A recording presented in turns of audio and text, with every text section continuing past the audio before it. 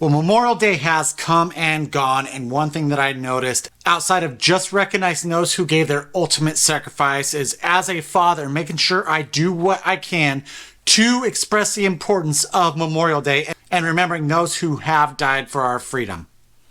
With God being the utmost important thing to the existence and the continuation of this country, soldiers come in easily at second place. It's not government. It's not any of these stupid ideologies. Our soldiers, what they have sacrificed, they ultimately deserve the most gratitude from the American people. That's why it upsets me so much when I see these jackass college protesters who did what they did during Memorial Day weekend. Let's check out what these assholes are doing on these videos right now.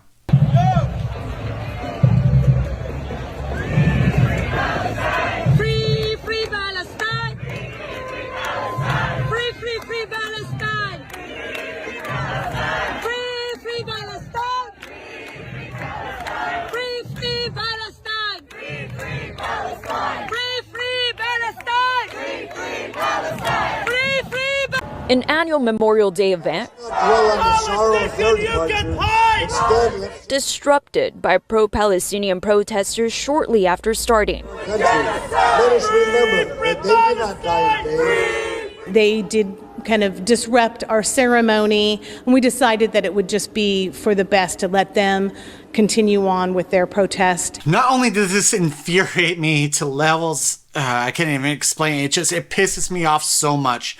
A country that has this mentality towards its soldiers, who thinks that a country outside of America takes precedence over our soldiers and remembering them and what they did sacrifice, that is a country in decline. Real quick, guys, I will get back into this conversation, but first things first, if you do love this content or if you do want to follow along, kind of see what I ramble about in any future events to come, do me a huge favor and hit that subscribe button, maybe give me a thumbs up, notification bell, that way you're notified every single time that I put out a new video. Let's get back to this topic right now. Not only that, but this also shows that this has nothing to do with Palestine. You guys are literally interrupting a Memorial Day parade in America over Palestine.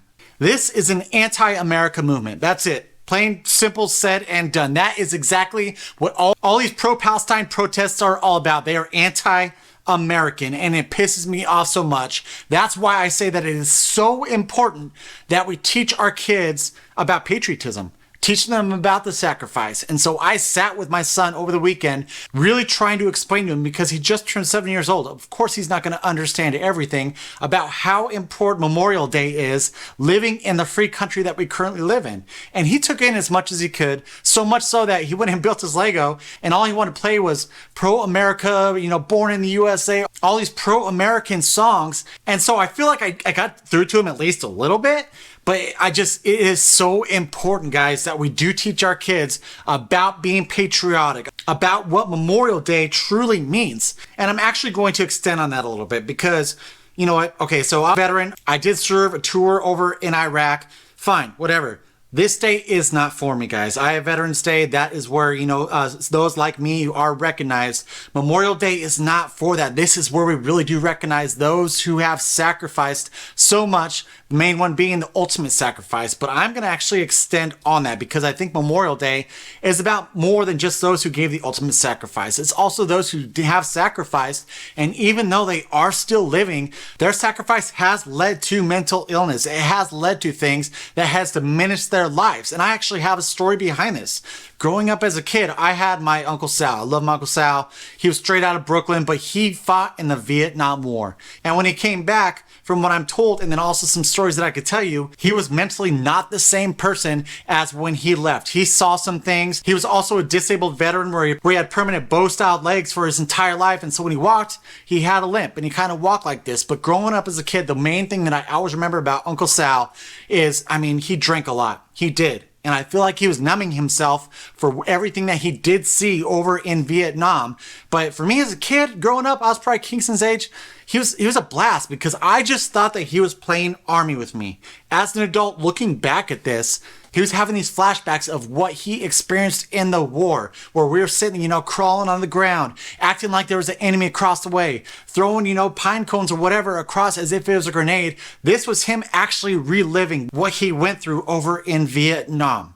And thank God that he was able to come back, that he did not lose his life over there, but he came back very scarred. And I think these people that we really need to recognize on Memorial Day, more so than, veterans. I came back, I'm, for the most part, fine. I came back, I got right back to life, really didn't have much PTSD or none of that, but we really need to get back to teaching the patriotism to our kids. It cracks me up because we actually have, I think it's called the Angels Baseball League, where you have the special needs, where they do these baseball games every single weekday, usually when our kids have soccer, and every single time that they stop, they do the national anthem right before they play the game.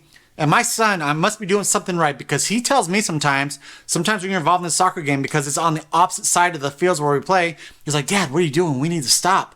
Puts his hand on his heart and he stands there, and it's like, that is amazing. We need to make sure we are continuing to do this, because there's an infection. There isn't a virus of a movement in our country right now that is trying to get away from that, trying to remember how great this country is, and then also how great those who sacrifice the ultimate sacrifice in order for us to have the freedom that we currently have. Do you really think that these pro-Palestine, pro-Hamas protesters are going to gain any points with the American people when they are literally blocking a Memorial Day parade? I don't know what their end goal is. Maybe it's chaos. It seems like anytime George Soros has his hands on things, he wants to bring as much chaos as possible, as much violence as possible. Maybe that's what this all is, since he does have financial ties through a lot of these movements, a lot of these protesters who are getting paid to create this disruption. We've got to remember who we are, guys, because this is not good at all. We need to remember who America truly is. That is the only way that we fight this infection. Thank you so much for watching, guys. I greatly appreciate it. I do ask that you follow along, and I will catch you on the next one.